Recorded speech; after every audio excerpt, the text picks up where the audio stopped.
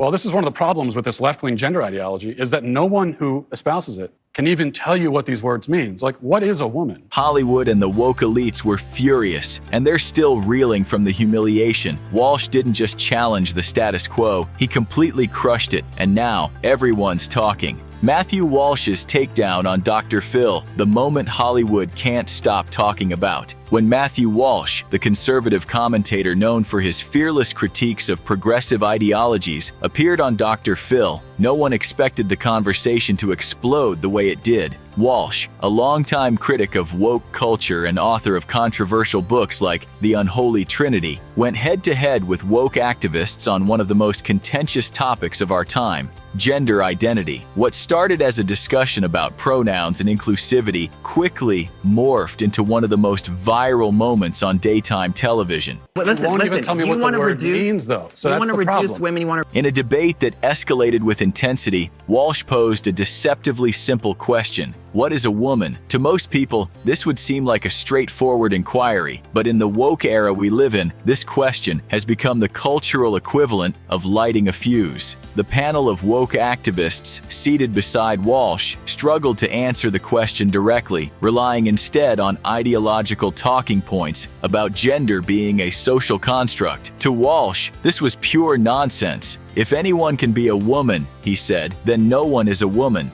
His words cut through the abstract jargon, forcing a moment of clarity in a discussion that had otherwise been clouded by emotion and political correctness. The reaction was immediate. The audience in the studio was left stunned, unsure of how to process what they had just witnessed, and the response online, absolutely explosive. The clip of Walsh's fiery exchange spread like wildfire, racking up millions of views across every major social media platform. People were either cheering for Walsh's unapologetic takedown of woke ideology or seething with rage that he dared to question the narrative so directly. But the real impact of that moment didn't just lie in the online backlash. It was Hollywood's reaction, the media establishment, and the entertainment elite that turned Walsh's question into a cultural lightning rod, one that exposed the fault lines in the ongoing culture war over gender identity. The battle over gender identity. Walsh's simple question strikes a nerve. At the heart of Walsh's confrontation on Dr. Phil was a debate that has become one of the most polarizing issues in modern culture: gender identity. Walsh, a vocal critic of what he calls the gender ideology movement, has long argued that the woke redefinition of gender is not just illogical, but dangerous. For him, gender is rooted in biological reality, and no amount of ideology can change that. His question, "What is a woman?" wasn't a rhetorical flourish. It was a direct challenge to the woke activists who, in his view, have abandoned objective reality in favor of feelings. By asking the question, Walsh exposed what he sees as a fatal flaw in the woke approach to gender identity. If gender is nothing more than a personal choice, he argued, then the very concept of womanhood becomes meaningless. If anyone can identify as a woman, then how can society protect women's rights, women's sports, or women's spaces? Walsh pressed. For many watching at home, this question cut to the core of what makes the current gender debate so difficult. The woke activists on the panel offered answers that sounded rehearsed, repeating the idea that a woman is anyone who identifies as one, but as Walsh pointed out, this approach leads to contradictions. For example, if a biological male can simply identify as a woman and compete in female sports, what happens to fairness? If a male-born athlete dominates women's competitions, how is that empowering to women? We have separate categories for men and women for a reason, Walsh explained, and it's not based on feelings, it's based on biology. The activists struggled to respond. They clung to their ideology, but the cracks were showing.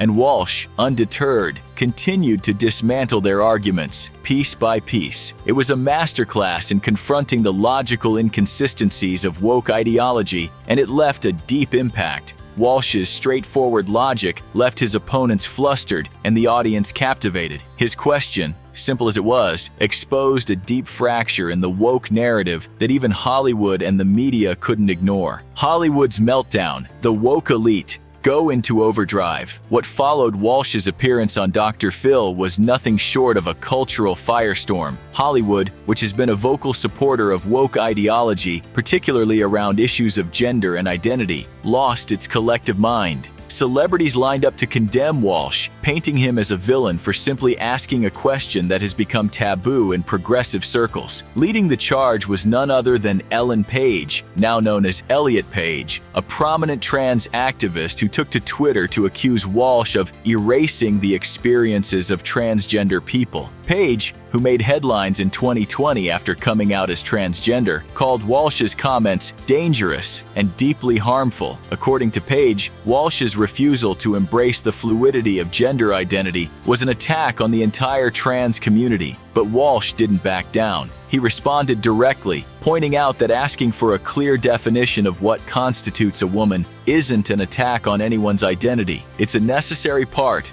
of any rational conversation. We can't have a debate if we can't define our terms, Walsh tweeted in response. That's not hatred, that's logic. Page wasn't the only celebrity to weigh in. Hollywood heavyweights like Mark Ruffalo and Alyssa Milano jumped on the bandwagon, attacking Walsh for his intolerance. Milano, in particular, was vocal on social media, tweeting, "This kind of hate has no place in our society." But while Hollywood was quick to pile on, what was missing from their critiques was any substantive response to Walsh's actual argument. Instead of engaging with his question, they resorted to personal attacks, labeling Walsh as hateful and transphobic without ever addressing the points he raised. It was a classic woke strategy. Ignore the argument, attack the person. The media, the woke propaganda machine in full force. Hollywood wasn't the only institution that went into overdrive following Walsh's viral moment. The media, particularly left-leaning outlets like the Huffington Post, Vox, and BuzzFeed,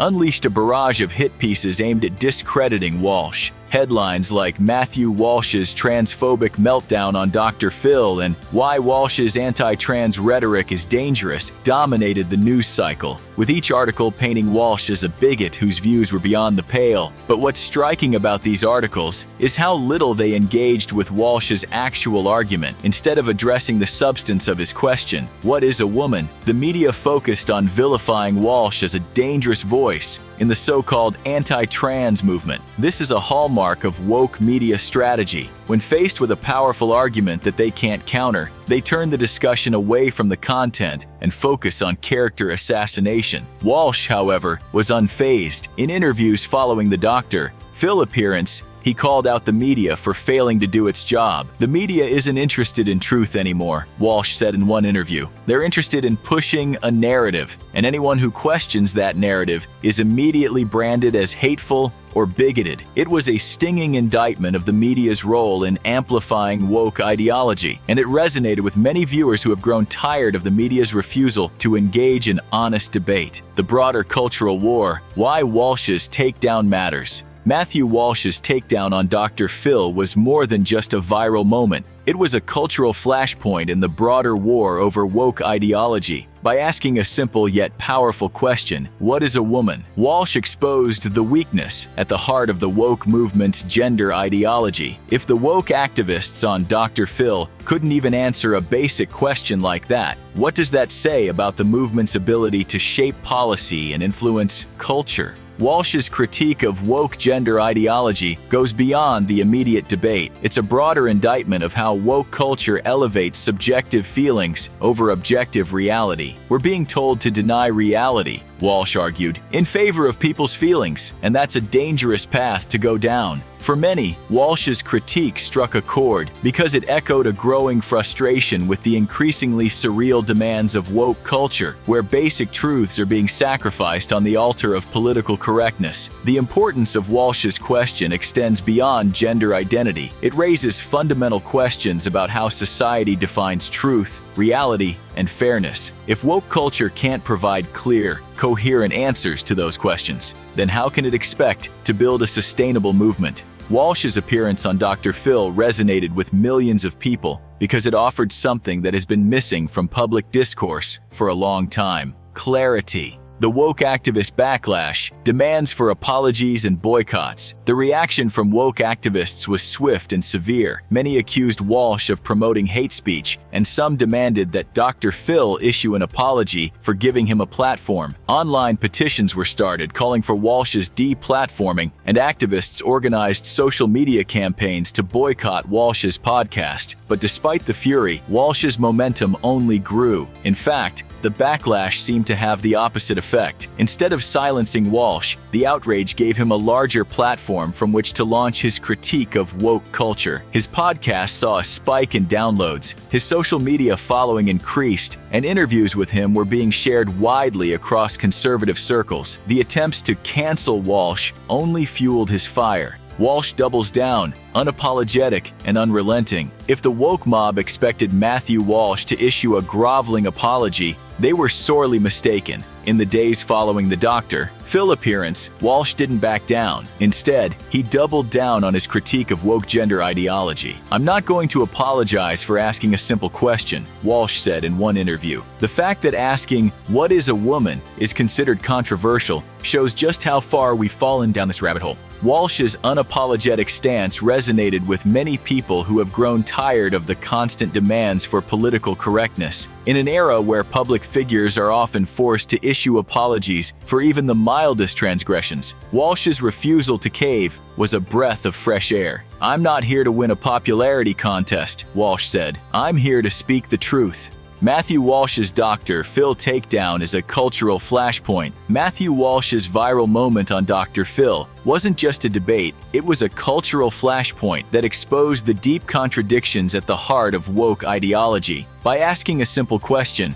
Walsh forced the woke movement to confront its own incoherence, leaving Hollywood and the media scrambling to defend their increasingly indefensible position. His fearless critique of gender ideology resonated with millions of people who are tired of being told that questioning the dominant narrative is the same as hate. If you agree with Walsh's stance, be sure to hit that like button, share this video, and subscribe for more content. And leave a comment below. What do you think about Matthew Walsh's takedown of woke culture? Let's keep the conversation going.